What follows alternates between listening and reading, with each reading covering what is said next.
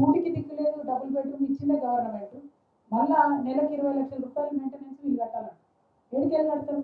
కట్టమంటే resident welfare association చట్టం ఉంది, మీరు అర్జెంట్గా ఎన్నికలు పెట్టుకోవాలి, మీరు రెసిడెన్స్ వెల్ఫేర్స్ మీరు అసోసియేషన్ ఏర్పడాలి, దాని నుంచి మీరు అన్ని చేయాలంట.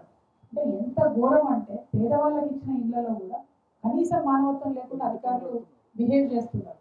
ఇంకొక దారుణమైన విషయం ఏంటంటే, మరి ఇంతమంది 4600 కుటుంబాలు ఇక్కడ ఇచ్చిండ్రు కదా, అంటే ఒక చిన్న మున్సిపాలిటీ, చిన్న గ్రామం క్రియేట్ చేసింది కదా, ఒక స్కూల్ కావాలి మాకు అని అడిగితే అందులోనే సెకండ్ ఫ్లోర్లో థర్డ్ ఫ్లోర్లో ఒక 2 అపార్ట్మెంట్ తీసి అందులోనే స్కూల్ పెట్టి ఒకటే టీచరు అందులోనే పిల్లలు, ఆ ఎన్ని ఫ్లోర్స్ దిగాలి ఎక్కాలంటే లిఫ్ట్ పనిచేయదు. ఆ పిల్లల సేఫ్టీ ఏంటంటే మాట్లాడటం లేదు. మరి మాకు హాస్పిటల్ లేదంటే అందులోనే ఒక రూమ్లో హాస్పిటల్ పెట్టేసి, అంటే ఎంత ఘోరం అంటే అంగన్వాడీ కూడా అందులోనే పెట్టి, అంటే ఎంత ఘోరం అంటే ఇచ్చిన డబుల్ బెడ్రూమ్లు ఎందుకు ఇచ్చారో అర్థం కానటువంటి పరిస్థితి ఉంది. మళ్ళీ ఇప్పుడు అక్కడ ఉన్న 4600 మంది కుటుంబాలు కూడా అందరూ కూడా పాపం ఇళ్లలో పని చేసుకునే వాళ్ళు, రోజు కూలీ చేసుకునే వాళ్ళు, ఆ టైం వాళ్ళు అక్కడ నుంచి బస్సు ఎక్కి వాడు హైదరాబాద్కి వచ్చి పని చేసుకొని మళ్ళీ వెనక్కి వెళ్ళారు. అంటే బస్సులు అయితే అసలే లేదు.